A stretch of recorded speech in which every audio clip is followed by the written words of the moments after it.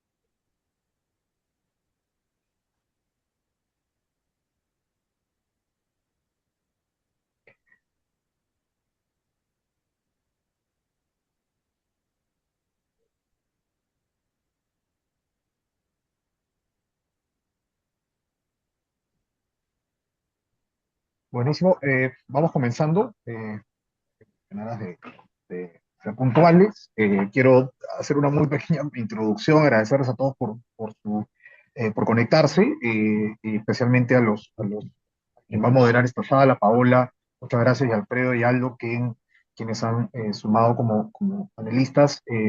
Paola le voy a dar el paso a Paola para que nos dé la introducción ya al panel. Solo quería comentarles digamos, la importancia de generar estos espacios para comentar un tema tan importante como el de vivienda y el desarrollo de viviendas formales. Entonces, sin más, Paola, te dejo este espacio. Muchas gracias, Carlos, y buenos días también, Alfredo, Aldo, Víctor, todos los que nos acompañan aquí en este evento del IPE. Como bien decíamos, aquí vamos a hablar sobre la vivienda formal para el cierre de brechas y la agenda que se viene para el próximo gobierno. Quiero presentar primero, ¿no?, a los panelistas que vamos a tener hoy día. Carlos Gallardo, por supuesto, gerente general del IPE, ya lo conocen. A Aldo Facho Dede, arquitecto urbanista. Alfredo Lozada Bonilla, gerente institucional de CODIP, ¿no? Y bueno, reiterarle a todos los que nos están siguiendo aquí en esta presentación que pueden dejarnos sus preguntas. Va a haber un espacio de Q&A al final de la presentación para que podamos también absolver algunas de las dudas que tengan sobre ese tema tan importante. Y sin más, Carlos, creo que podemos empezar con la presentación. Perfecto, muchas gracias, Paola. A ver, voy a proyectar. Creo que pueden ver ya todos ahí la presentación. Espero tomarme no más de entre 15 20 minutos, pasar rápido y luego darle para poder escuchar a Aldo y a Alfredo, que son los expertos en esta materia. A ver, creo que es importante comenzar, ¿no? Por, digamos, describir lo que ha venido sucediendo en este tiempo en el desarrollo de viviendas, ¿no? Y tenemos yo diría, un modelo fallido de desarrollo de vivienda, que es principalmente informal, ¿no? Y lo que ha venido ocurriendo es que casi 2/3, ¿no?, de las 2,5 millones de viviendas que se han creado entre el 2007 y el 2024 han sido construidos de manera informal, ¿no? Incluso en suelos nuevos, según Grade, este porcentaje es casi 9 de cada 10 viviendas, ¿no? Viviendas que son de una condición precaria, se obtuvieron por invasión, no cuentan con un título de propiedad y que carecen de alguno de los tres servicios básicos. Ese es para usar una definición de vivienda informal según lo que se han venido usando en la literatura, a partir de varios autores como Spinoza y Ford del mismo grado, ¿no? Entonces, en cambio, ¿no?, las viviendas formales tienen un título de propiedad y cuentan con servicios básicos y sin duda con una mejor calidad estructural. Entonces, este modelo, ¿no es cierto?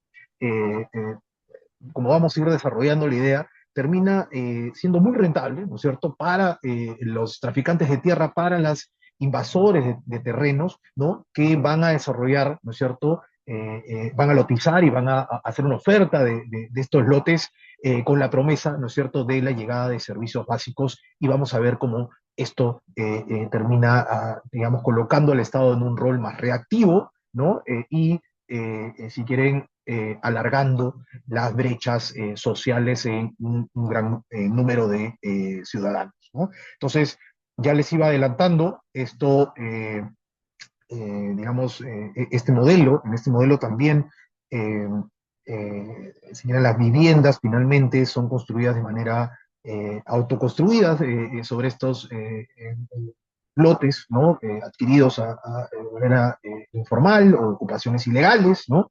Y tiene una particularidad porque esta autoconstrucción termina siendo más cara, ¿no es cierto?, que si se hubiera comprado una vivienda de manera formal, ¿no? Y termina siendo más cara porque evidentemente hay un proceso o un lapso de tiempo mucho más largo, ¿no? En el cual se da la ocupación, se logra, si quieren, iniciar un proceso de construcción. Para hacerlo hay un endeudamiento que usualmente es a través de créditos de consumo, ¿no?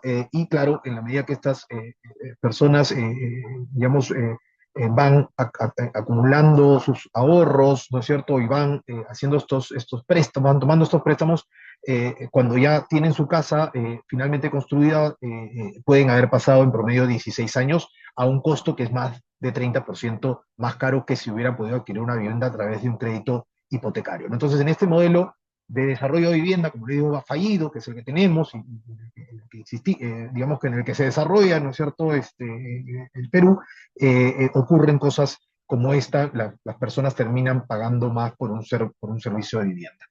Y les decía que el Estado coloca al Estado la situación reactiva, ¿no? Entonces el Estado es reactivo, no planifica, sino que reacciona a estas ocupaciones y llega tarde. ¿Llega tarde en qué sentido? Llega tarde con los servicios, porque ya las personas están en estas ocupaciones y no cuentan con servicios. Aquí vemos en la izquierda un gráfico para los tres servicios básicos de desagüe, electricidad y agua, ¿no? Y el color más oscurito, ¿no? Nos muestra al menos un 31% del total de viviendas pueden pasar más de 20 años sin contar con un servicio, ¿no? Como agua, desagüe, electricidad. Y entonces, en promedio, ¿no? Lo que hemos encontrado es que pueden pasar 15 años sin acceder a servicios básicos. Por eso les hablaba al inicio de esta promesa, ¿no? La promesa de que los servicios van a llegar ahí donde se ha lotizado de manera informal. Y entonces, ¿qué hacen las personas? Digamos, necesitan agua, ¿no? Y terminan adquiriéndola a casi 5 veces el costo a través de camiones cisterna, ¿no? Más del 65% de viviendas lo hace de esa manera. Y esta agua no solamente es más cara, sino también es más insegura en términos de salud, ¿no? A las enfermedades diarreicas, por ejemplo, en los niños, es 15% mayor en hogares sin acceso a una red pública de agua, ¿no? Y este porcentaje es incluso mayor, digamos, ha venido reduciéndose en el tiempo, pero si vamos un poquito más atrás, esta diferencia incluso es mayor, ¿no? Entonces tenemos niños, ¿no? Creciendo en condiciones, digamos, que afectan gravemente su salud, ¿no? Recordemos la vinculación que existe entre las enfermedades diarreicas y, por ejemplo, un gran problema como la anemia, pues que afecta el desarrollo de estos niños, ¿no? Eh, y les decía, ¿no?, que el Estado es reactivo y llega tarde, pero bueno, fuera de repente si llega tarde y cerrase la brecha, ¿no? Pero como está en esta posición reactiva, llega tarde y no la cierra, ¿no? Y entonces vamos a ver cómo en agua y desagüe, ¿no? Digamos, la brecha que está en la línea celeste incluso sigue aumentando, ¿no? No ha cambiado realmente, es mayor en realidad cuando vemos el escenario de esta brecha desde el 2013, ¿no? Y vemos que, no, que es mayor, ¿no? Y que se ha incrementado incluso pues, más de 5 puntos desde el 2019, a pesar de que ha habido una inversión de más de 15.000 millones de soles en la última década en este programa, ¿no? Entonces, el Estado va a estar no solo en esta situación reactiva, va a llegar tarde, va a llegar con recursos que terminan siendo insuficientes, pero va también en esta situación reactiva a llegar a no cerrar la brecha, ¿no? Y entonces vamos viendo en este modelo, ¿no es cierto?, que resulta siendo rentable para el ocupador informal, el ilegal de terrenos o el que trafica con las tierras, y, digamos, va generando una afectación sobre el Estado, ¿no es cierto?, porque termina pagando más para proveer de servicios, ¿no? Y sobre las personas que viven en estas ocupaciones, ¿no? Por las razones que ya hemos visto, en el caso de cuánto tiempo puede pasar para que lleguen los servicios como agua, luz y desagüe, ¿no? Eh, pero si quieres, estas condiciones, ¿no? No solo se acotan a los servicios que ya hemos ido mencionando, ¿no? Estas viviendas no solo comienzan, si quieres, de un escalón más abajo, ¿no? Porque hay el doble de incidencia en pobreza y en educación, digamos, en el nivel educativo es mucho menor en los jefes de hogar que viven en estos hogares de ocupaciones informales, ¿no? Versus las ocupaciones formales, ¿no? Y como les decía, no solamente cuentan con menos servicios, sino que, oye, están más lejos de los colegios, puede ser hasta el doble de lejos, están más lejos de los hospitales, es una distancia 6 veces mayor, gastan mucho más digamos, en proporción de cuánto de sus ingresos gastan en transporte, ¿no? Esto significa que están más lejos también de sus centros de trabajo, incluso en el estudio, que dicho ese paso, durante esta transmisión vamos a ponerles en el chat también el link del estudio, porque estamos colgando este estudio en nuestra página web hoy, ¿no? Van a ver que incluso tiene una afectación incluso mayor sobre las mujeres, ¿no? Porque claro, las mujeres se van a terminar quedando en el hogar a cuidar de los hijos porque el tener una alternativa de trabajo, ¿no es cierto?, les toma pues mucho más, no solo en términos de tiempo, sino también en términos de costo, ¿no es cierto?, de poder tener un trabajo que le haga viable pues esta pérdida de tiempo y el costo, ¿no? Termina siendo incluso más pesado para las mujeres que para los hombres, ¿no? Y es un hogar donde hay un mayor nivel de inseguridad, ¿no? Y una menor presencia policial. Entonces, no solamente comienzan de un escalón más abajo, sino que van cuesta arriba, ¿no? Porque salir de esta situación de mayor pobreza, de menor educación y poder acceder a otros servicios, no solo los básicos, sino también pues de salud, de transporte y de seguridad, les va a colocar pues les va a presentar un desafío mucho mayor, ¿no es cierto? Y entonces, cambiar esta situación, ¿no es cierto?, en la que nos ha colocado este modelo de desarrollo fallido, es un reto grande, ¿no? ¿Por qué? Porque, y van a ver en el estudio ya el desagregado de estas cifras, pero lo que tenemos es que anualmente hay alrededor de 50.000 viviendas que se van construyendo, ¿no? Eh, pero la demanda es 3 veces mayor, ¿no? Es de cercanos a las 150.000, y además venimos de un stock de viviendas digamos, insuficientes, ¿no? Que en este déficit cuantitativo, ¿no es cierto?, asciende alrededor de 500.000 viviendas, esto con el censo del 2017, o sea que debe ser de por sí mayor. Pero aquí algo interesante, ¿no? Y lo ha analizado más a profundidad Milton Borgese, eh, eh, es que parte de la que llamamos el déficit cualitativo, o sea, no el cuantitativo, ¿no? El cuantitativo es que me falta la vivienda, el cualitativo es como, oye, la vivienda está en condiciones precarias, requiere de mejoras, ¿no? En realidad parte de ese déficit cualitativo va a terminar siendo cuantitativo, porque estas viviendas que pueden verse hoy como que son necesarias de arreglar, en realidad es necesario reconstruirla e incluso por completo o trasladarla a otra zona, porque puede estar en una zona de riesgo, ¿no es cierto?, de riesgo de desastres naturales, ¿no es cierto?, o, digamos, por la misma proceso de autoconstrucción, es una vivienda a la cual no le vas a poder hacer un techo, ¿no? O no le vas a poder seguir agregando pisos, en fin, es una vivienda que tiene que ser reconstruida en su totalidad. Entonces, este stock puede ser incluso mayor, ¿no? Entonces, pero vamos a quedarnos con estos números, ¿no? Y entonces, lo que tenemos es que, claro, para cerrar la brecha en 10 años, ¿no? Vamos a tener que cubrir no solamente lo que ya venimos produciendo, que son las 54.000 viviendas, sino que tenemos que cubrir la demanda insatisfecha, ¿no? Que esta diferencia nos daba como algo de 93.000 viviendas, y en 10 años, para reducir esa brecha de 500.000, tenemos que construir 50.000 viviendas más. Entonces, tenemos que dejar de construir 50.000 viviendas y empezar a construir algo más cercano a las 200.000 viviendas por año, ¿no? Con los programas sociales que tenemos hoy, esto puede significar o nos puede costar 12.000 millones de soles adicionales en subsidios cada año, ¿no? Eso es más de 6 veces el presupuesto de inversión que hoy maneja el Ministerio de Vivienda, Construcción y Saneamiento para este 2026. Entonces, resulta siendo pues un monto, ¿no es cierto?, bastante exorbitante, ¿no? Y por eso es que cuando nosotros vayamos en el documento, ¿no? Nos hemos decidido concentrar, ¿no? En las propuestas porque para cambiar este modelo o transformar este modelo de desarrollo de vivienda, ¿no? Porque de otro modo, ¿no es cierto?, cambiar este escenario de los 12 mil millones de subsidios adicionales por año, ¿no? Resulta siendo como casi que un objetivo, pues, inalcanzable, ¿no? Y este déficit va a seguir creciendo si el modelo fallido del cual les he venido presentando sigue tal cual. Entonces, ¿qué modelo de desarrollo de vivienda formal necesitamos? ¿No? Eh, en las recomendaciones nos hemos centrado, como les decía, en las condiciones que necesitamos cambiar para que el sistema de desarrollo se transforme a uno que promueva vivienda formal, ¿no es cierto? Y para eso se requiere colaboración público-privada, se requiere un rol más importante del sector privado y se requiere también mayor planificación urbana, ¿no? Entonces, para comenzar, ¿no? Tenemos una institución que es COFOPRI, ¿no es cierto?, que en el actual rol de formalización de predios, ¿no?, termina por formar parte de este círculo en el cual, claro, si el Estado va a llegar con los servicios, yo como traficante de tierras, estoy en la capacidad de prometer, ¿no es cierto?, un lote donde el servicio va a llegar porque el Estado va a llegar algún día, ¿no es cierto? Y entonces eso termina siendo un incentivo para este negocio, ¿no?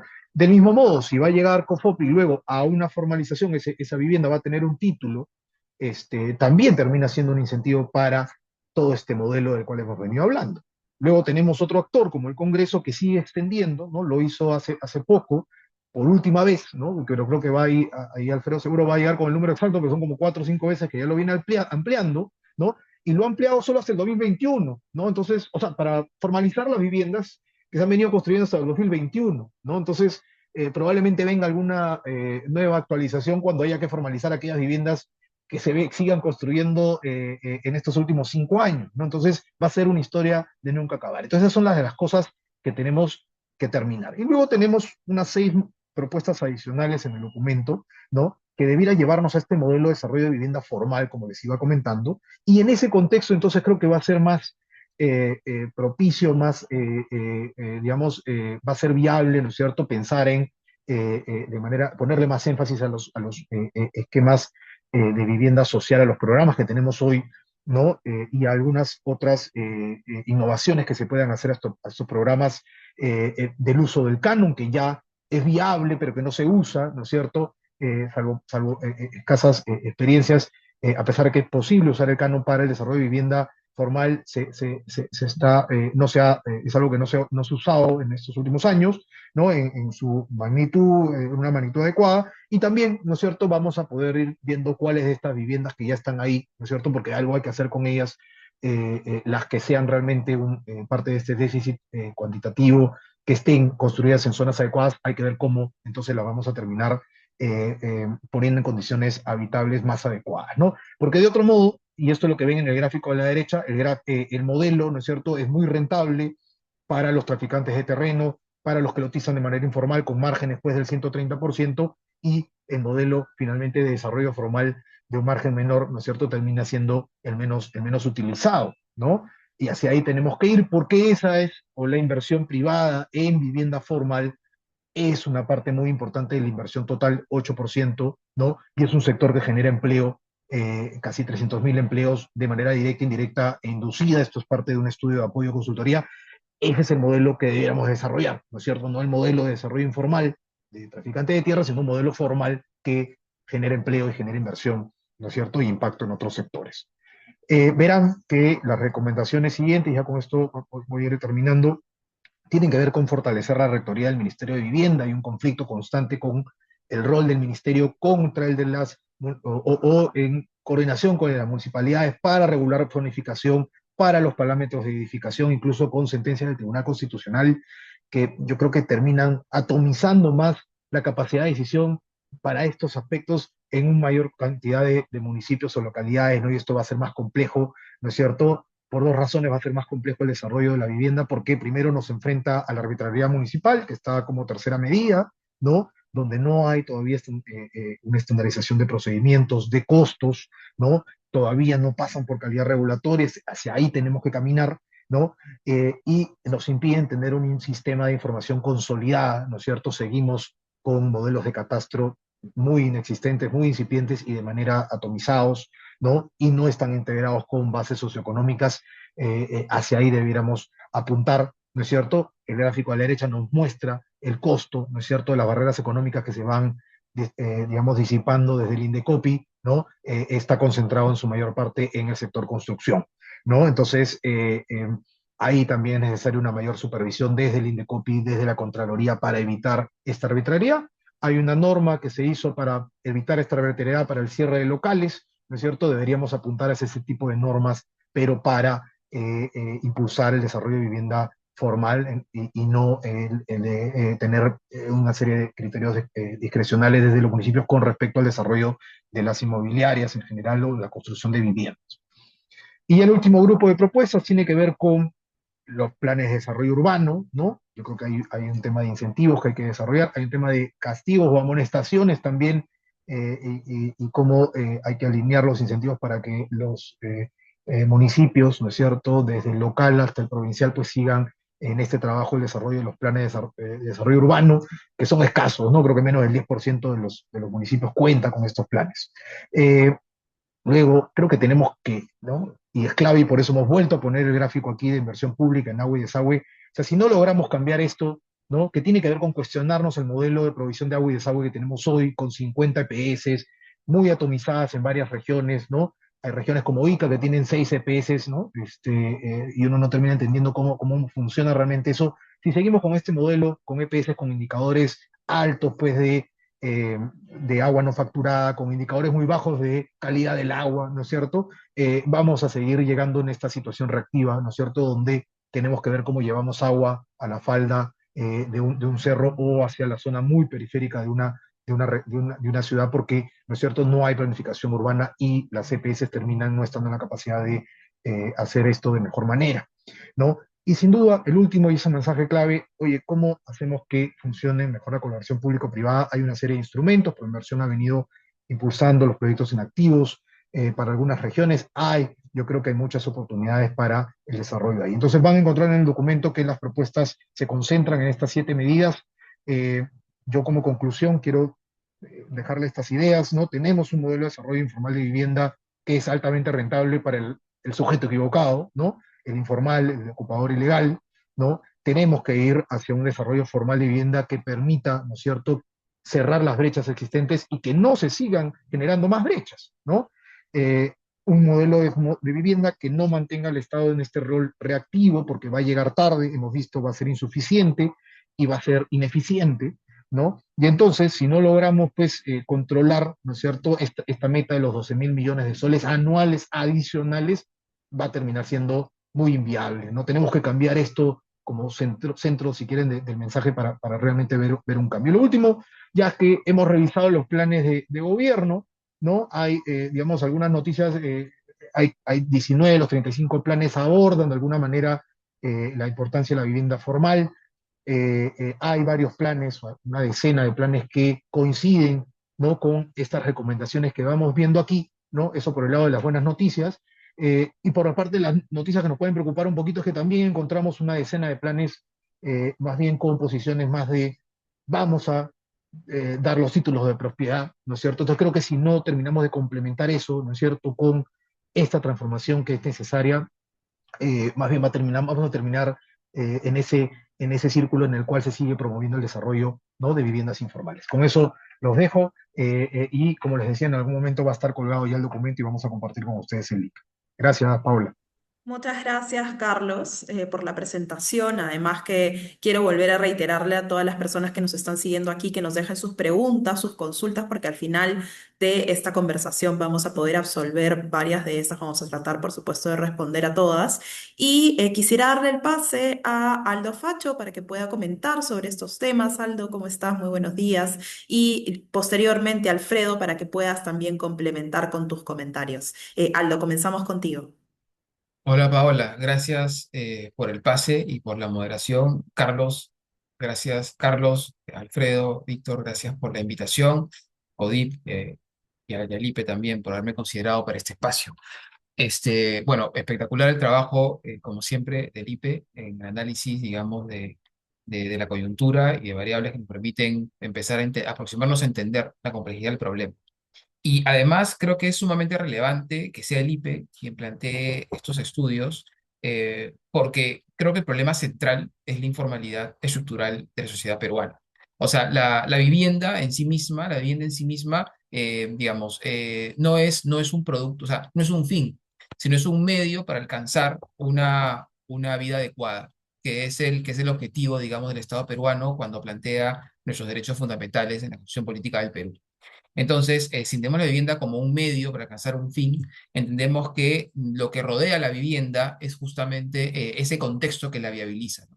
O sea, el hecho que actualmente un tercio, digamos, un tercio de la demanda anual que se suma, digamos, al déficit, ¿cierto? Solo sea cubierta por sector formal, digamos, pone en evidencia lo que está pasando, lo que pasa a nivel Perú, ¿no? Donde un tercio de la población realmente, un tercio de toda la población que demanda una vivienda, tiene mecanismos para poder acceder a una unidad formal, ¿no es cierto? A través de un crédito hipotecario, ya sea contando con dentro de los programas del Fondo Mi Vivienda o a través de la banca tradicional, ¿cierto?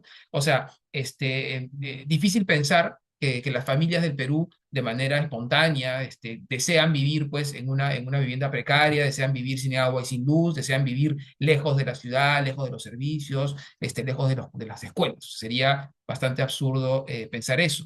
O sea, nadie quiere someterse, digamos, a esta situación crítica en la que viven millones de peruanos, ¿no? La realidad es que las familias seguro estarían encantadas de poder acceder a una vivienda adecuada en un centro urbano donde puedan tener todo lo que bien ha planteado Carlos, pero su coyuntura económica, que es absolutamente, que es informal, y los números de la PEA lo señalan, ¿no es cierto? O sea, un tercio de la población peruana, digamos, está formalmente empleada, hay otro porcentaje que está a medias, ¿no es cierto? Y luego hay un grueso, 60%, que son en economía informal. Entonces, esas familias formal, digamos, cuya economía como es informal, no tiene mecanismos reales para acceder a un crédito hipotecario, a una venta formal, ¿no es cierto? Porque cuando van al banco le dicen, voy a ver tus últimos boletas de pago, a ver tus ahorros, tal, y bueno, esto no existe.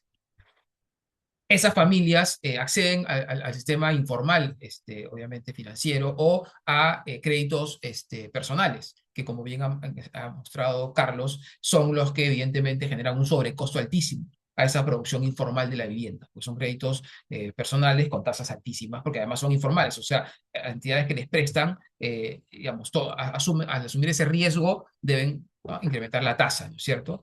Entonces, esta situación digamos, genera un círculo perverso que aleja a estas familias de poder acceder a una vivienda adecuada, ¿no? El sector inmobiliario tiene, o sea, el techo es altísimo, o sea, la producción de la vivienda formal en el Perú es insignificante.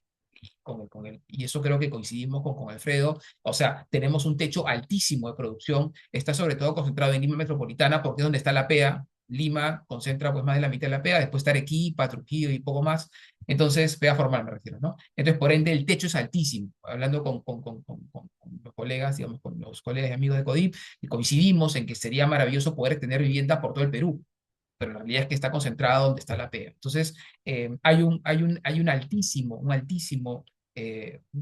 posibilidad de desarrollar, digamos, el mercado, que ese desarrollo está atado directamente a la formalidad en el empleo y en los ingresos de la familia, ¿no? Ahora, evidentemente, y ahí obviamente Víctor, Carlos, van a poderme ampliar, la formalización de los ingresos no solamente pasa por un empleo formal, hay otros mecanismos que ya, por ejemplo, las fintechs lo tienen bastante más avanzado, donde se pueden evaluar el desempeño de las personas y que eso puede obviamente permitir, ¿no es cierto?, demostrar, ¿no? Y en ese sentido, y es un tema que vengo yo promoviendo hace tiempo, más que promoviendo, digamos, resaltando hace ya un tiempo largo, desde la publicación del último reglamento de vivienda de interés social de inicios del año pasado, la vivienda de alquiler en ese sentido toma un valor relevante. ¿Por qué? Porque la vivienda de alquiler es obviamente, como todo lo viendo, un medio, pero es un medio mucho más accesible y más flexible.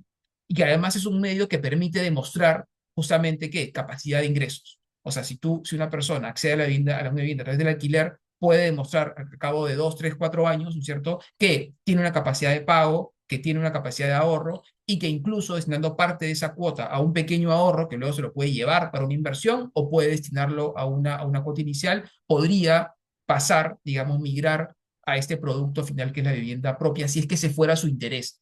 Porque también es importante decirlo, la vivienda propia no es la única forma que será la vivienda y no es tampoco el interés de todas las familias, podrían no serlo, ¿no?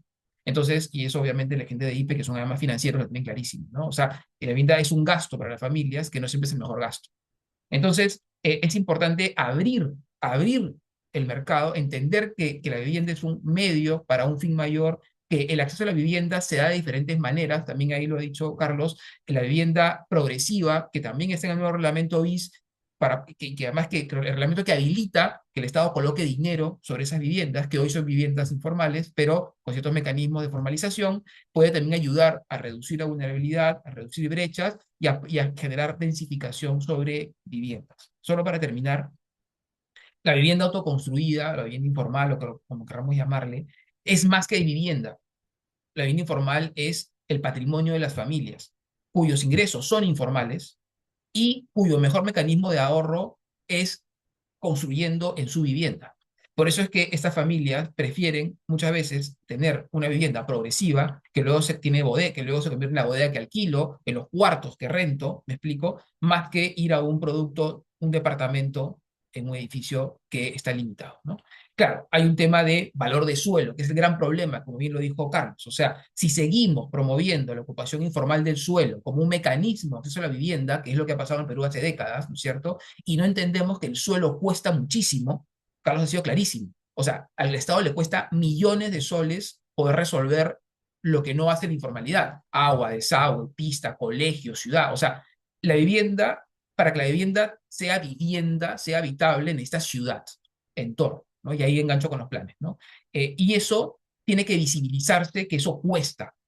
¿Para qué? Para desincentivar justamente este mecanismo de vivienda progresiva, que evidentemente le es eficiente o interesante para el propietario, pero que le carga sobre la ciudad los costos justamente de ese progreso, ¿no? Y finalmente, y ahora sí para terminar, planes urbanos, Carlos, clarísimo. La planificación urbana hoy en el Perú es también vista como un fin. O sea, de los planes, de los poquitos planes que hay, menos del 10% de las ciudades menos tienen planes aprobados y vigentes, menos todavía, implementan ninguno o casi ninguno. Lima tiene su plan MET aprobado, está dormido. ¿Por qué? Porque son vistos como fines, no como medio. ¿Y por qué? Porque están enfocados como instrumentos que deben terminar. Y el plan no termina, el plan abre puertas. El plan es un instrumento que viabiliza, ordena, viabiliza y estructura la inversión. Por eso es que es fundamental, y ahí el MEF, bueno, otra vez el IPE, el MEF tiene que entender que la inversión pública tiene que estar priorizada y estructurada en la planificación urbana para que justamente sea estructural y sea positiva. Y ahí creo que hay un reto importantísimo, que es vincular al MEF con vivienda de manera vinculante para que los planes sean instrumentos de inversión y de priorización, más que documentos enormes, extensos, me explico, casi ¿no? Digamos, inabordables, que concluyen, a veces las propuestas no tienen nada que ver con el diagnóstico y terminan sin servir finalmente a la política de las políticas públicas. Gracias. Muchas gracias, Aldo. Muy interesantes los aportes. Además, he visto ahí que se han estado acumulando algunas preguntas. De nuevo, invito a la gente que nos está siguiendo a dejarnos sus consultas también sobre lo que ha comentado Aldo en esta presentación. Y sin más, Alfredo, por favor, también para que puedas complementar con tus comentarios respecto a la presentación y a lo que nos ha comentado Aldo también aquí. Gracias, Paola, gracias, Carlos, Aldo, Víctor, a todo el equipo de IPE y a todos los que nos acompañan. Hay un refrán muy usado por los gringos, ¿no? Y cuando hablamos del elefante en el cuarto, cuando hablamos de ese problemón que tenemos, ¿no? Qué bueno que el IPE se haya sumado a esta cruzada de hablar de este tema, ¿no? La informalidad en la vivienda, que nace con la ocupación ilegal, que nace en ilegalidad, que nace con los traficantes de tierras, que nace con esta mafia, que es una mafia que está a los niveles del narcotráfico, de la minería ilegal, de la trata de personas. Una mafia más, una economía ilegal más, que se asolapa, ¿no? Porque cuando un traficante de tierras ocupa ilegalmente un predio, ya sea del Estado, ya sea de privados, ya sea de comunidades campesinas, también por malos dirigentes, ¿no? Toman estos terrenos, le ponen un poco de tiza y lo venden sin ningún servicio, sin agua, sin luz, sin veredas, sin pistas, sin ningún servicio, sin propiedad, solo le vende, ¿no? Y al cash, por supuesto, y en parte sumas a las personas, a las familias necesitadas por un espacio donde vivir, están generando una economía muy importante para la ilegalidad que se une a otras. Entonces, de ahí lo trasladan y generan un problema social. Inmediatamente cuando la familia está sentada, ya se volvió un problema social, ¿no es cierto? A diferencia de la trazabilidad del narcotráfico, de la minería ilegal, aquí se vuelve un problema social, el Estado tiene que resolver y lo resuelve mal y nunca. Lo increíble es que el Estado se ha ayornado, se ha acomodado a este sistema de la ilegalidad. Porque ya no hablemos de invasiones. Invasiones eran hasta los 80s, ¿no? Personas necesitadas que tomaban un espacio donde vivir y después se fueron con su emprendimiento trabajando. No, ahora son traficantes de terrenos que toman los lotes y los venden a las personas necesitadas que comienzan a construir ilegalmente. El Estado se ha acomodado. COFOPRI, que nació en los 90 como una necesidad para formalizar los que habían construido de manera informal, habían nacido de las invasiones y tenían un activo sin registro, sin valor y había que darle poder, ¿no? Ahí en el Ministerio del Capital nace toda esta idea, se crea COFOPRI con ayuda de organismos internacionales para solucionar un problema de ese momento. COFOPRI ya tiene 36 años, se ha vuelto un ministerio de la informalidad, ¿no? Es un parte del proceso porque el Estado se ha acomodado a ese proceso. Entonces, la política también. ¿Y qué ofrecen los políticos? ¿Qué ofrecen los partidos políticos? ¿Qué se ofrece en el Congreso? Vamos a llevar agua, ¿no? ¿A quién? Al que ya se ha comprado un traficante de tierras y ha construido de manera informal sin ningún servicio. ¿Qué ofrece la política? Vamos a llevar títulos de propiedad, ¿no? Ayornado a este sistema, no, que ya saben es así, y así se acomodan. El Estado lleva agua y como ha señalado este informe extraordinario del IPE, que ha encontrado una cantidad de hallazgos que nos dicen la realidad. Porque es claro, la vivienda formal cierra brechas y la soluciona, porque el que compra una vivienda formal tiene una vivienda que ha cumplido con todo el proceso de urbanización, desde una habilitación urbana, que es dotar de servicios al suelo, agua, veredas, pistas, aportes, que es lo que hacen, y después edificar de manera formal, es lo que hacen los desarrolladores inmobiliarios formales, ¿no es cierto? Es el proceso que señalaba Aldo, en una planificación donde sabes dónde puedes hacer vivienda. Pero para los informales no existe nada y no les interesa que no haya plan de desarrollo urbano, no les interesa que haya zonificación, ellos toman el suelo, lo trasladan y lo venden, y el Estado después lleva el agua, ¿no? Como dice el estudio de IPE, 15 y 16 años después. Entonces, si bien la vivienda formal desde el primer día tiene propiedad, servicios, porque ha cumplido con todo lo que tiene que cumplir para desarrollarse, la informal no ha cumplido con nada. ¿Qué hace la informalidad? ¿Qué hace el traficante de tierras cuando vende este pedazo de tierra sin ningún servicio? Genera todas estas brechas sociales que ha señalado el IPE, que ha señalado Carlos en su informe. Brechas de agua, brechas de salud, brechas de educación, brechas de todo, que como bien dice Aldo, debería tener una ciudad, ¿no es cierto? Todos esos componentes urbanos que carecen porque ha nacido de esa forma y el Estado se ha acomodado y sigue en lo mismo. La última ley del Congreso que señalaba Carlos, que ha salido hace unos meses, que otra vez permite formalizar la ocupación informal, es mentira, porque no es la ocupación informal, es la ocupación ilegal de los traficantes de tierra, que deben tener un buen equipo de gente que promueve estas normas, otra vez permite formalizar. Esto viene de 2006, 4 leyes en la misma idea. Esta última dice, curiosamente, y esto es paradigmático, dice, ley que por última vez permite la formalización de la ocupación ilegal. Todos sabemos primero que no va a ser la última vez, ¿no es cierto? Pero imagínense, hasta el Congreso sabe que está haciendo mal lo que hace, pero hay una presión social, ¿no? Y no solo social, debemos entender, por supuesto. Es necesario saldar esta deuda social con las personas que no tienen agua, con estos niños, estas familias, que tienen niños que, como bien señala Carlos en su informe, tienen el doble de incidencias de enfermedades gastrointestinales porque no viene el agua en tubería, sino que le tienen que comprar agua a camiones cisterna que le llenan en un cilindro en la puerta de sus casas el agua. Así toman agua los pobladores de nuestro país, que tiene ahorita, dice, escuchaba a la ministra de Economía hace unos minutos en una exposición, excelentes indicadores de endeudamiento, excelentes indicadores del déficit fiscal, excelentes indicadores de crecimiento, pero tiene a millones de peruanos que toman agua en un cisterna que le trae un camión y no sabemos en dónde traerá esa agua, ¿no? Yo les digo que tanto se ha acomodado el modelo, este perverso, como bien señala Carlos, que cada vez que hay epidemia del dengue, ¿no? El zancudo del dengue, hay un señor en microondas del Ministerio de Salud en la puerta de una casa de una persona que vive en precariedad, donde tiene un cilindro de agua afuera y dice, señores, ustedes en este cilindro de agua que les deja el agua el cisterna, lo que tienen que hacer para evitar que haya dengue es echar lejía y cubrir con una tapa.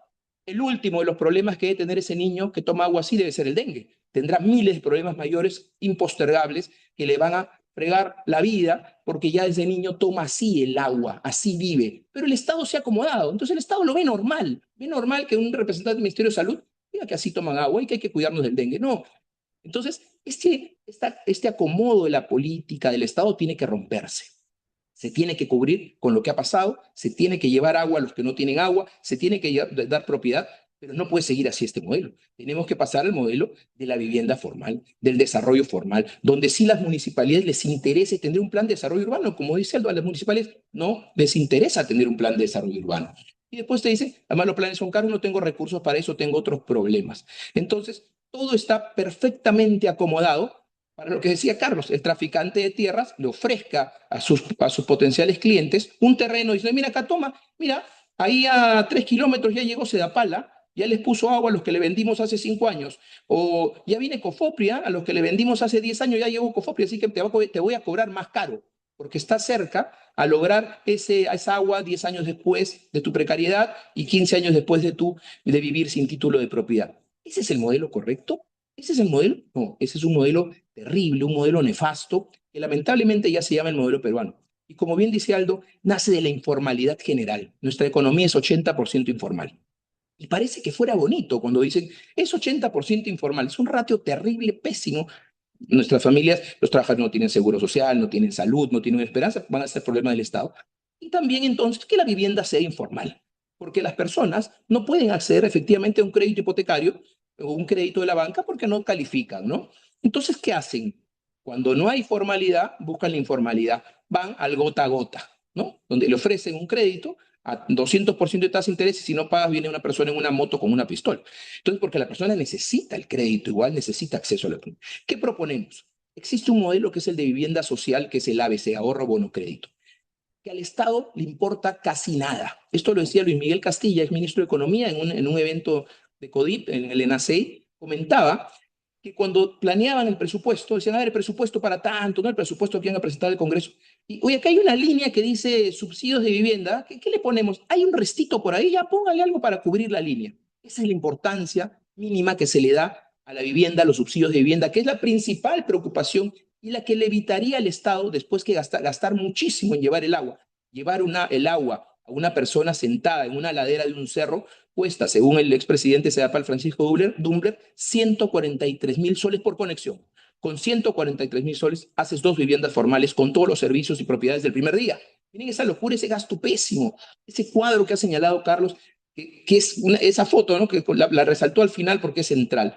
El Estado gasta miles de millones en cerrar la brecha de agua, ¿no? Cerrar la brecha que se genera porque las familias viven sin agua y de saneamiento, y la brecha no se ha cerrado, la brecha ha crecido, porque es obvio, el modelo es el mismo, ¿no? El tráfico de terrenos, las personas sin servicios, y sigue corriendo esa rueda terrible, ¿no? De informalidad y precariedad que sometemos a millones de peruanos todos los días. Y el Estado gasta de manera ineficiente porque le cuesta muchísimo más. ¿Por qué el Estado no planifica y lleva agua al suelo, como es lo normal?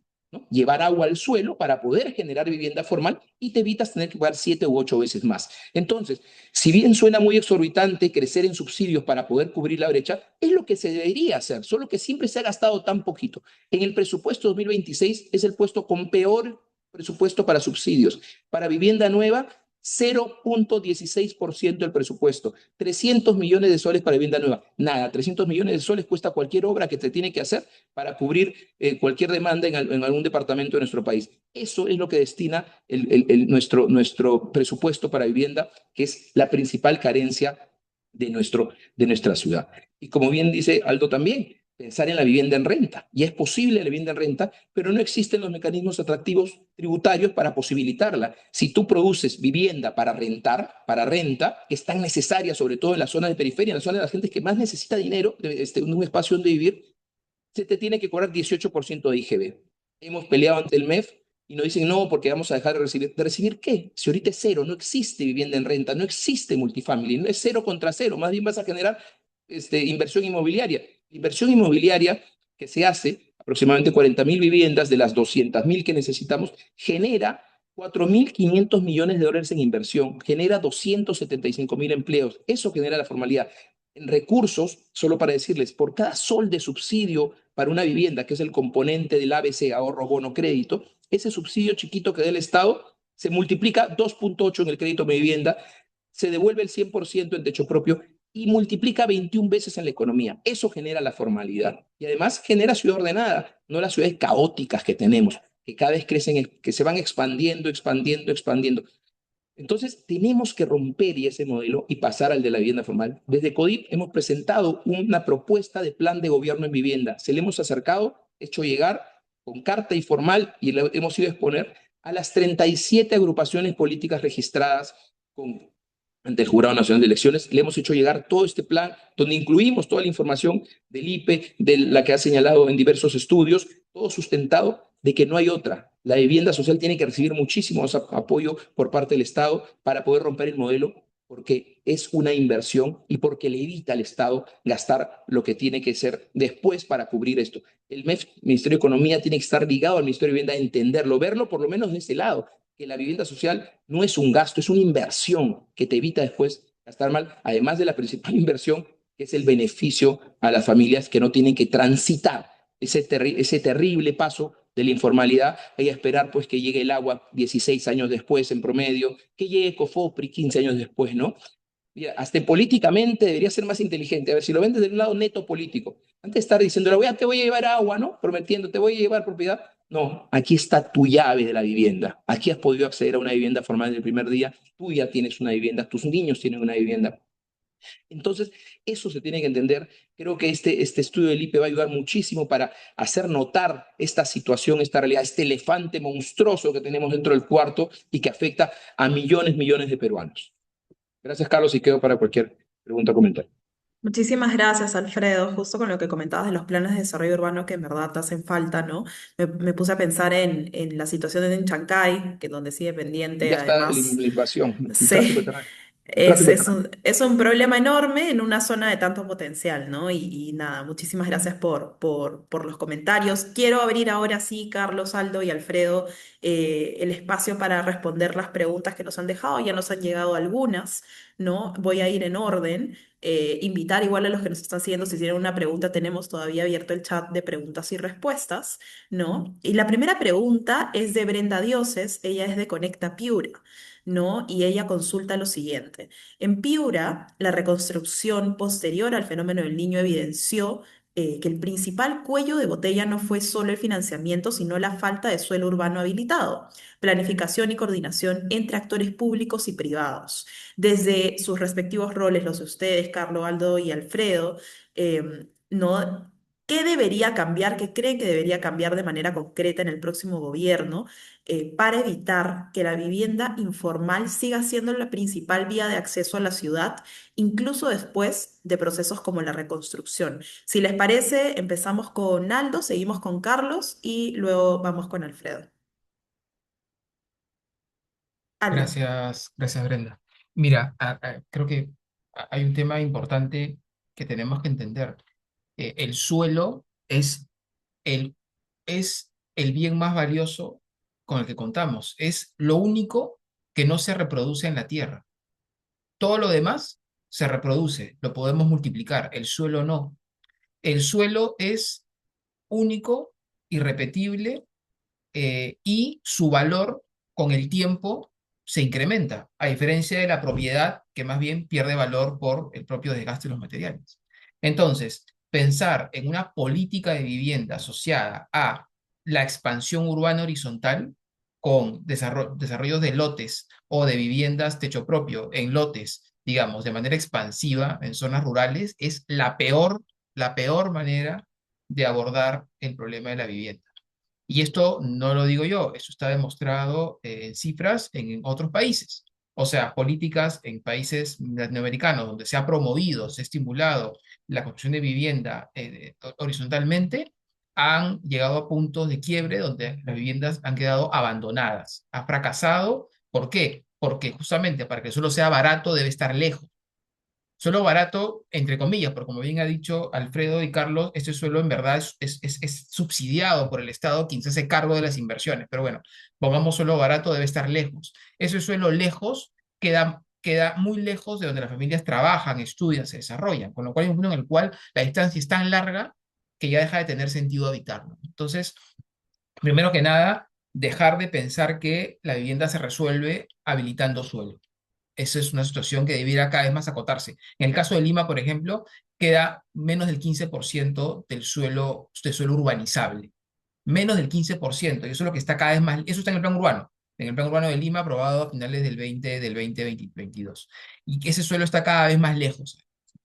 Pero, por ejemplo, ciudades como Lima tienen más del 20%, 20 y largos por ciento de suelo de transformación.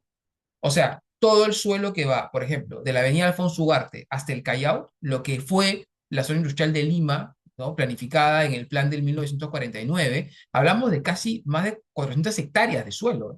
O sea, hablamos de cerca de distrito, digamos, de más de un distrito, digamos, en suelo, ¿no? Es suelo que hoy se usa de mala manera, digamos, se sigue usando de forma industrial y logística. Es suelo formal, tiene propietarios, son empresas, que además tienen serios problemas logísticos para poder desarrollar allí sus actividades, ¿no? Se acaba de concesionar el Parque Industrial de Ancón, bastante cerca, mucho mejor ubicado para industria, para logística, cerca del puerto de Chancay, cerca del aeropuerto, cerca del Callao, o sea, donde debiéramos dar un paso adelante, o sea, a simular que la industria migre a suelos mejor dotados y mejor preparados para esos desarrollos y más bien liberar suelo valioso y transformarlo para el uso de vivienda, colegios, hospitales, parques y vías. O sea, Lima tiene un enorme potencial de transformación de suelo que no lo estamos aprovechando y más bien estamos haciendo cambios de zonificación por lote, por manzana, generando impactos tremendos y nefastos a la ciudad. Eso por el caso de Lima. Y en las otras ciudades del Perú se debe plantear una expansión urbana controlada, pero más que estimular la venta de lotes con casitas de bajo costo, buscar estimular un formato de densidad media. Ahí Alfredo lo tiene clarísimo. Viviendas 3, 4 pisos, ¿me explico? Como se hizo en los 60, 70, generando conjuntos residenciales que generen un mejor aprovechamiento del suelo, una mejor vida en comunidad, además generas comunidad, no solamente vivienda, con servicios, con colegios que por la densidad habilita. O sea, el Ministerio de Educación, para colocar un colegio necesita que haya demanda. Entonces yo no puedo justificar un colegio si tengo un montón de casitas dispersas. Necesito concentración. Entonces, la concentración hace más eficiente la inversión pública en infraestructura, en redes, en servicios, y permite colocar justamente equipamientos como colegios, como postas médicas y hospitales, para que la gente viva mejor.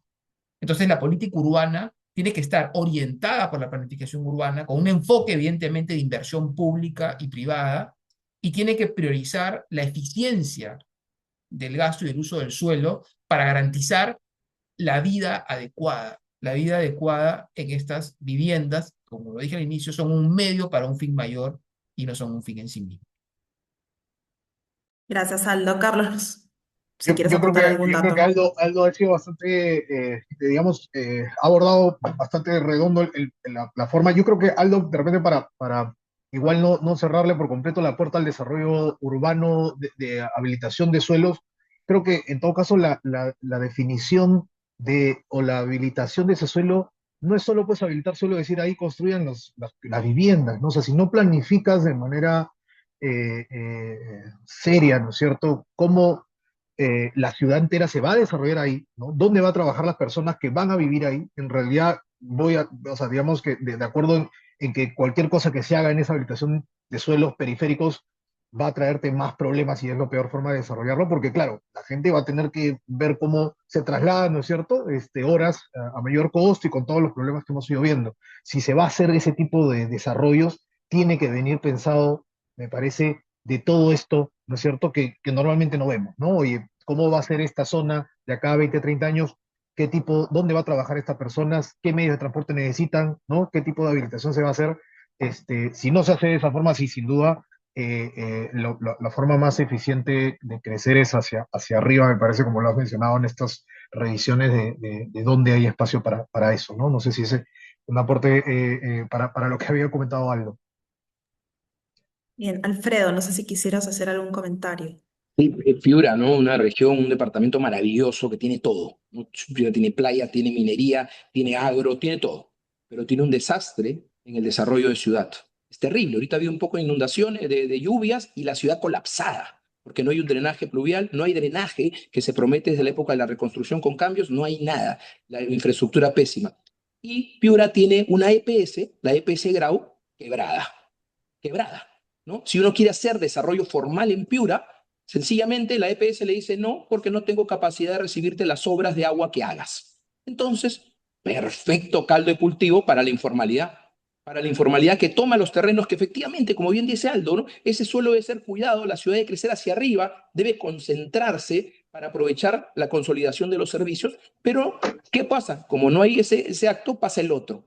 El suelo que está ahí, que debemos cuidar y preservar, el suelo, se usa para la informalidad y los traficantes se encargan de vender ahí y ahí se generan este desorden de ciudad alejado, sin servicios, sin nada. El tema del EPC Grau debe ser un tema de estudio, porque es lo que ocurre en todas las EPS de nuestro país. Las EPS son las empresas prestadoras de servicios de saneamiento, las aguas, la SEDAPAL de los departamentos, ¿no? Que el 99.9 están quebradas o tomadas por OTAS, que es el regulador, es el INDECOPI, digamos, de las aguas, de las empresas prestadoras de servicios de agua, que las tiene bajo su control, pero como están quebradas, ¿no? Porque son de manejo provincial, no generan infraestructura de agua, no te reciben las obras que hace el privado. El privado, cuando hace un proyecto formal de habilitación urbana, tiene que hacer obras de saneamiento. Pero de ahí te las tiene que entregar a la EPS para que la EPS las administre y las mantenga. No, la EPS no te quiere recibir las aguas, no te quiere recibir estas obras. Entonces, ¿qué incentivo hay para el desarrollo formal en Piura si pasa esto? Un desarrollador, parte de asociado de CODIP, se pelea día a día para que EPS Grau le acepte las obras que ha hecho a su costo, al costo del privado, y dice que no. Entonces, al final siempre todo nos lleva ¿a qué? A la informalidad. ¿Cuál es el destino? La informalidad.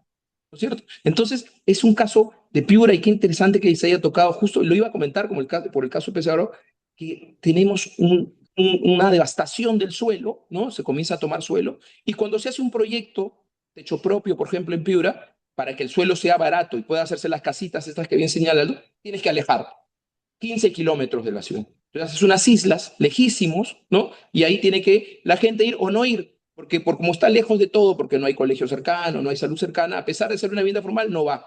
¿Por qué? Porque no posibilita. ¿Qué ocurre, por ejemplo, en techo propio? Les cuento un caso. Techo propio tiene dos formatos, el primero unifamiliar y el segundo multifamiliar. El unifamiliar es hasta 100.000 soles más o menos valor de vivienda y el multifamiliar es hasta 130. Pero el subsidio que el Estado es mayor en unifamiliar. ¿Qué hace la familia? Porque al final lo decide la familia. Irse por el de unifamiliar, prefiere su casita. Entonces nosotros proponemos, levanten el bono para el multifamiliar, para que se promueva multifamiliar. Además, ahí sí, los bancos creen más en este modelo, es un modelo más conocido, pero no, el bono es mayor en uni, entonces se promueven estos proyectos. Por supuesto que cualquier proyecto techo propio de vivienda es mejor que la precariedad y comprarle a traficantes. Sin duda es mucho mejor. Propiedad de un inicio, tienes tu ambiente, tienes seguro un lote, pero debemos ir al del desarrollo multi, al de usar mejor el suelo, aprovecharlo mejor, como bien señalan.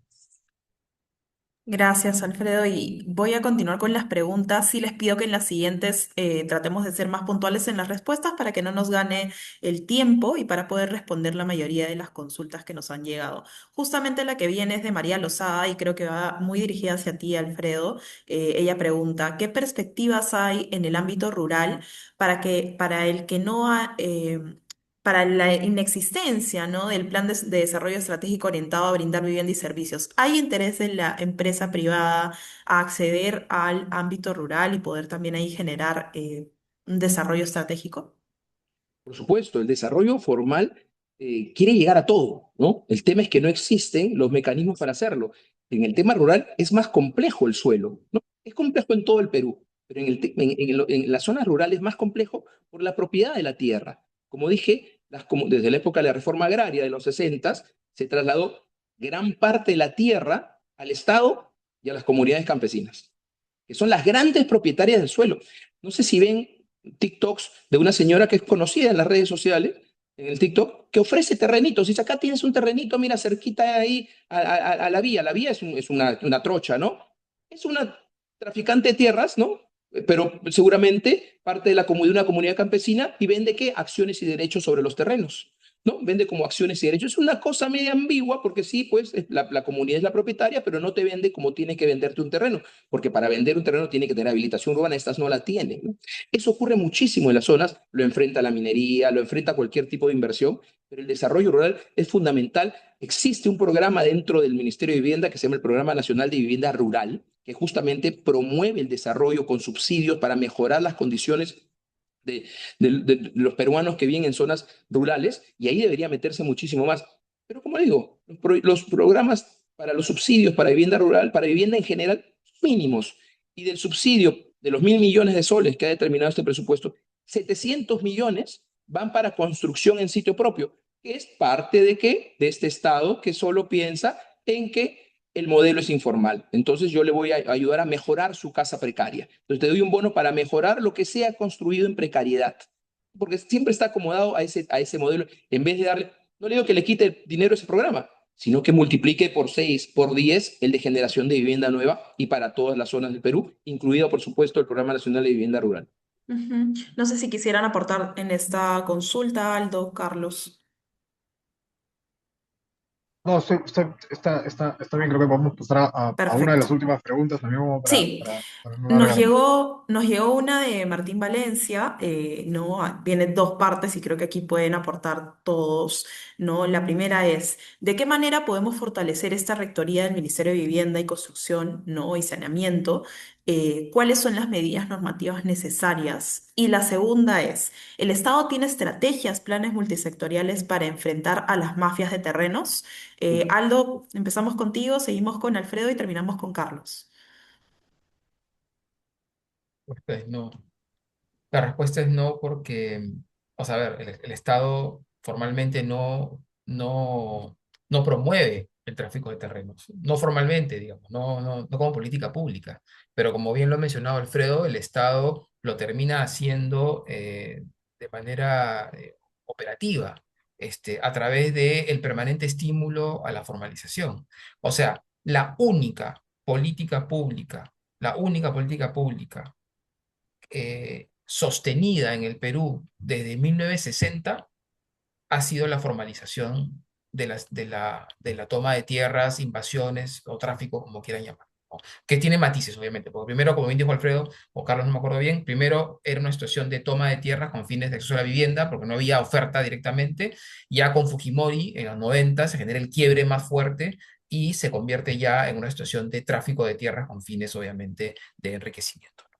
Entonces, si bien el Estado no dice o invadan, el Estado ha promovido indirectamente la ocupación de tierras, ilegal de tierras, a través de la formalización, ¿no? ¿Y por qué? ¿Por qué? Porque es una herramienta política. Tenemos que entender que la formalización de la propiedad no es, o sea, digamos, el sentido de estas leyes y programas no tiene un fin social, o sea, no tiene un fin realmente de acceso a la vivienda, es un fin absolutamente político. ¿Por qué? Porque los políticos ofrecen en campaña, congresistas, alcaldes, ofrecen la formalización. ¿Por qué? Porque más del 60% de la población habita en espacios informales. O sea, si tus votantes, más del 90% del suelo, según este grade, y en unas ciudades casi el 100% del nuevo suelo es informal. O sea, si tus votantes o habitan una ciudad cuyo origen es informal, que están buscando, obviamente, como oferta electoral, la formalización. Está clarísimo. Entonces, si un alcalde dice, yo no voy a promover la formalización, voy a promover, ¿no es cierto?, voy a incentivar la formalización, no va a ganar nunca, pues. Nadie va a votar por él. Entonces, la oferta electoral está orientado a un público que habita el territorio de manera informal y que está buscando ese mecanismo de formalización porque ya sabe que le va a llegar. Porque el Congreso, desde la ley de 61, que es la ley de barrios marginales, que decía que la ley se creó para, por única vez, de 61, ¿no? Habilitar la formalización de tal y a partir de ahí implementar políticas que estimulen el desarrollo de familias. Desde el 61 venimos por última vez, ¿no es cierto?, creando leyes. Entonces está clarísimo que esa última vez no existe, que es una negociación política y que faltará que el siguiente Congreso venga para abrir la ventana. Entonces, en resumen, esto es un tema político. Eh, Tanto así que tenemos varios alcaldes que han terminado en la cárcel, o están fugados, o están investigados por justamente ser parte de mafias traficantes de terrenos. Punta Negra, Santa Rosa, Caraballo y otros más. Entonces, digamos, esto no es una casualidad, ¿me explico? Es parte de un sistema que más bien utiliza la necesidad de la vivienda, necesidad insatisfecha por el sector formal, porque no tiene herramientas para poder satisfacerla, la utiliza para poder promover una agenda política individual, evidentemente en muchos casos mafiosa y perversa. Entonces ahí está el problema está ahí. Repito, las familias solo quieren un techo para vivir y son usadas cíclicamente, políticamente, para justamente conseguir un espacio político con otro tipo de fines, siendo la verdadera última prioridad esas familias que requieren un techo para vivir. Alfredo. Sí, solo para complementar lo que ha dicho Aldo, la política, existe una política nacional de vivienda, ¿no? Debe ser una de las pocas políticas nacionales de vivienda en el mundo que no cierra brecha. Porque si uno ve la política nacional de vivienda y ve los números que tiene, saben que no van a cerrar la brecha de 2 millones de unidades de vivienda. Y sobre la pregunta sobre si existe por parte del Estado algo para enfrentar a las mafias de tráfico de terrenos, ¿no? Que entiendo ha preguntado, no existe. Es más, nosotros de CODIP venimos proponiendo hace años que exista una dirección de lucha contra las mafias de tráfico de terrenos, como que existen contra el narcotráfico, como existe contra la minería ilegal, que exista una contra los traficantes de terrenos. ¿Para qué? Para que haya inteligencia, pueda verificar digamos, el tráfico de terrenos la usurpación de terrenos que hacen estas mafias es planificada. Es planificada. Entonces, si tuviera la inteligencia de la policía metida, podría identificar esto, sería buenísimo, o evitarla, ¿no? No existe en la dirección de la policía.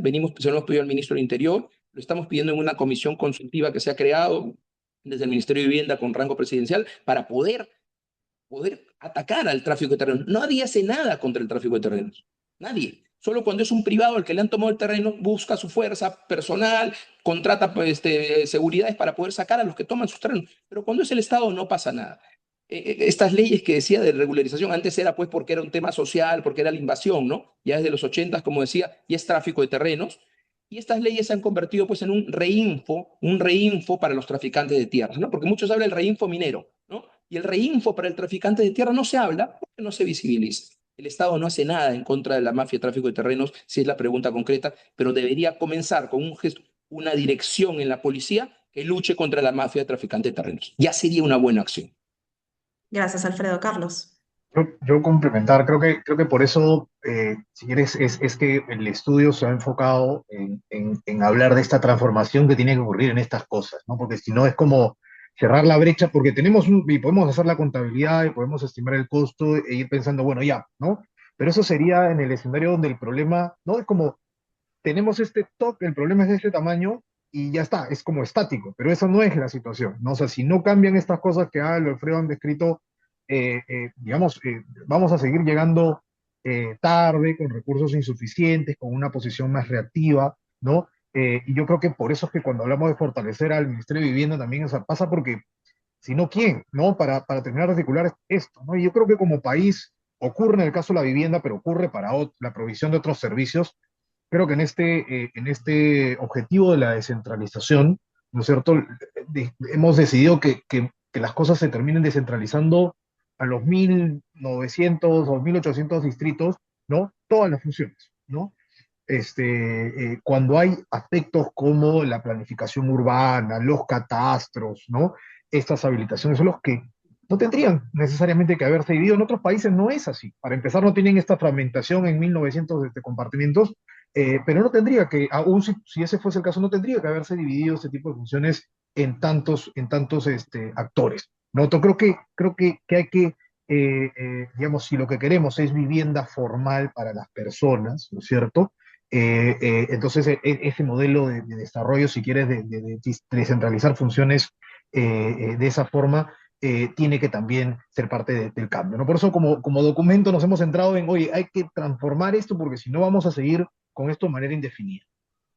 De acuerdo, Carlos, gracias. Ya nos ha ganado el tiempo. Voy a hacer una última pregunta para que la puedan responder también concretamente. Igual le agradezco a todos los que nos han estado enviando aquí sus consultas. Seguro las podrán hacer llegar también al IPE si algo no ha quedado claro. Edgardo Bernal comentaba, ¿no queda claro entonces que seguir permitiendo, gracias a las leyes actuales, que los alcaldes puedan firmar certificados de posesión no es sostenible? Ahí empieza todo con los alcaldes. ¿Cree que se debe promover un proyecto de ley para modificar la ley municipal y quitarle esa facultad a los alcaldes? Vamos ahora al revés, empezamos contigo, Carlos, seguimos con Alfredo y terminamos con Carlos. Creo que va, digamos, ya parte de esa pregunta le he ido respondiendo con esto último que comentaba, ¿no? O sea, creo que como país tenemos que repensar un poquito para proveer, es como para proveer mejores servicios, en este caso el de vivienda formal, ¿no? Y que viene atado de todo esto que el estudio contiene, que hemos anotado sobre acceso a salud, a servicios básicos, acceso a seguridad, acceso a educación, ¿no es cierto? Tenemos que repensar un poquito cómo hemos terminado impulsando el modelo de descentralización, que en este caso, ¿no es cierto?, termina siendo un actor clave en cómo se va desarrollando un modelo de vivienda fallido que hablaba al inicio, ¿no es cierto? Y que debe transformarse en un modelo de desarrollo urbano sostenible que promueva vivienda formal de la mano de una mayor participación del sector privado. Alfredo. Sí, lo que dice la pregunta es muy buena, ¿no? Este sistema, como bien dice, donde todos se han acomodado a lo mismo, tiene alcaldes que prometen un certificado de posesión. Te voy a dar tu certificado de posesión. Como decía Aldo, es un tema político. Te voy a dar tu certificado de posesión. Entonces les conviene a muchos que haya este modelo, porque si la persona ya tiene una vivienda formal y puede acceder a ello, se le cae la oferta electoral, se le cae la promesa del agua, se le cae la promesa del título con COFOPRI, se le cae todo eso. ¿No? Tendría que ser más imaginativo ya para buscar otros temas porque ya solucionaron ese problema. Ya tienen una vivienda, ya tienen agua, ya tienen propiedad. Entonces, nosotros, cuando estaba yo en el Congreso trabajando, propusimos un proyecto de ley que era causal de vacancia, que los alcaldes emitan certificado de posesión. Con una causal de vacancia.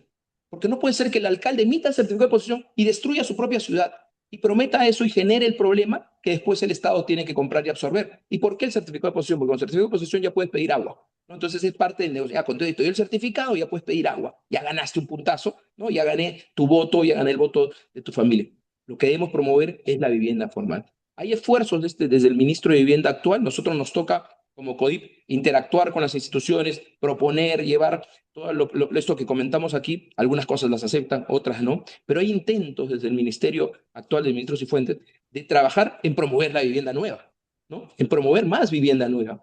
Los recursos, como dijo Aldo, es un tema del MEF, ¿no? El MEF tiene que interactuar, el MEF tiene que generar incentivos a las municipalidades para que planifiquen y les sea importante para ellos tener un plan de desarrollo urbano. Entonces te pongo como incentivo, si tú tienes un plan de desarrollo urbano, vas a tener mayor presupuesto. Si tú promueves la vivienda formal, vas a tener mayor presupuesto. Y así también tiene que ser. Estamos peleando a ver que se aumenten los presupuestos para más subsidios para las familias, porque el del 2026 ha sido paupérrimo, pobrísimo, el peor de todos los años, el que dejó el gobierno anterior y fue aprobado por el Congreso. Pero muy buena la pregunta. Los alcaldes también, muchos alcaldes y malos alcaldes son parte de esto. El ministro actual ha sido de la SBN y conoce. El otro día en una reunión hablaba del suelo y el problema del suelo y de las comunidades campesinas. Conoce este tema.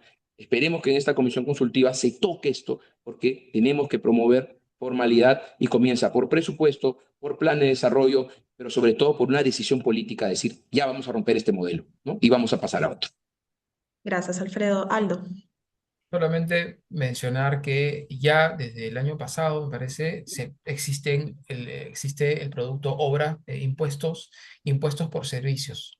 O sea, las empresas privadas ya pueden destinar, o sea, pueden destinar parte de sus impuestos en el marco del CIPREL para poder promover planes de desarrollo urbano. Y es un tema que hemos conversado con la gente, con el equipo de CODIP, que creo que yo consideraría que debiera ser una de las principales acciones de la Confederación de Desarrolladores Inmobiliarias que tienen cobertura territorial, tienen desarrollos en diferentes partes del Perú, sobre todo de suelo, de promover a través de obras por, digamos, servicios por impuestos, promover los planes de desarrollo urbano con una mirada obviamente ejecutiva y resolutiva para poder orientar el desarrollo de las ciudades. O sea, solamente como un dato de tantos, En Lima Metropolitana, repito, el plan metropolitano está aprobado, pero no se implementa. Tenemos solamente el plan de Lima Norte como plan, digamos, plan ya instrumentado, pero fuera de Lima Metropolitana, fuera de Lima, o sea, ya en lo que sería el cercado de la metrópoli, tenemos distritos y provincias sin planes, o sea, Mala, Chilque y demás no tienen planes de desarrollo urbano.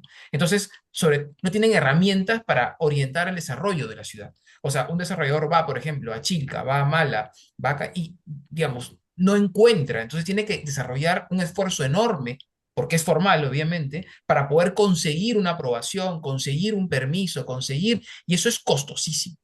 Entonces, toda esa brecha se reduciría si, como un objetivo que hay de CODIP, se pudiese orientar a que una de las acciones, oye, ya está bien, yo voy a intervenir acá, voy a promover una herramienta de gestión de suelo que permita que por lo menos este municipio tenga cómo saber hacia dónde crecer, dónde orientar la obra de agua, la obra de desagüe y demás, ¿no? Y eso es un tema que se podría trabajar desde el sector privado con el apoyo del Ministerio de Vivienda, también reduciendo la complejidad de los planes que son complejísimos. La teoría es maravillosa, pero no sirve. Entonces, hacerla mucho más sintéticos, más ejecutivos y que sea un primer paso cuando ve un municipio. Oye, ¿tienes tu plan? No lo tienes, ya perfecto. Yo como confederación, ¿tienes CIPREL? Perfecto. Te ofrezco un plan de desarrollo urbano eficiente, ejecutivo, para empezar a que empieces a ordenar tu desarrollo y garantices, repito, una vida adecuada a tus ciudadanos y a su vez permitas el desarrollo de la inversión formal, desestimulando la informalidad. De acuerdo, Aldo, muchísimas gracias y les agradezco a todos los que nos han acompañado hoy día. Carlos, no sé si quieres también despedir esta Sí, sesión. sí, solo quiero agregar que hemos compartido el link por el chat desde donde van a poder tener la presentación, el documento, incluso va a estar colgado este webinar. En el transcurso de la tarde yo espero que ya estén todos los documentos ahí. Hemos tenido algún problema con la web, pero se va a resolver. Si guardan el link, ahí van a poder encontrar toda la documentación en el transcurso de la tarde. Perfecto. Muchísimas gracias a todos por acompañarnos. Gracias, Aldo, Alfredo, Carlos, Víctor también, que Gracias. estaba por ahí. Y como ya escucharon, van a poder encontrar ahí la presentación y van a poder ver todos los datos. Nos vemos en una siguiente oportunidad. Gracias. Gracias, Cuídense. saludos Gracias. a Chao, todos. chao. Un Gracias. gusto. Adiós. Chao.